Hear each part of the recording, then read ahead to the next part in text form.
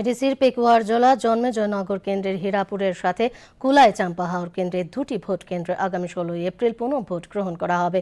এই কেন্দ্রের ভাটি ময়দান এসবি স্কুল ও রামদেব ঠাকুরপাড়া ভোট কেন্দ্রে অনুষ্ঠিত হবে এই ভোট গ্রহণ। রিটার্নিং অফিসার রিঙ্কু রিয়াং জানিয়েছেন, 12 এপ্রিলের ভোটে অনিয়মের অভিযোগের পরিপ্রেক্ষিতে আজ রাজ্য নির্বাচন কমিশন এই সিদ্ধান্ত নিয়েছে। পুনঃ ভোটের জন্য সমস্ত প্রস্তুতি সম্পন্ন করা হচ্ছে বলেও জানান তিনি।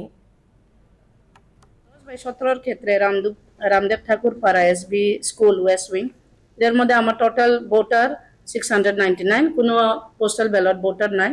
699 এর মধ্যে 430 জন, প্রায় 62% ভোট দিয়েছিল। তো যদি আমরা হিসাব করি আমার এভারেজের থেকে প্রায় 20-21% অনেক কম পার্সেন্টেজটা, কিন্তু ভোটার পার্সেন্টেজ যেহেতু অনেক কম, এখানেও বিজেপি পার্টিরা রিকোয়েস্ট করছিল স্টেট ইলেকশন কমিশনে রিপোর্টের জন্য।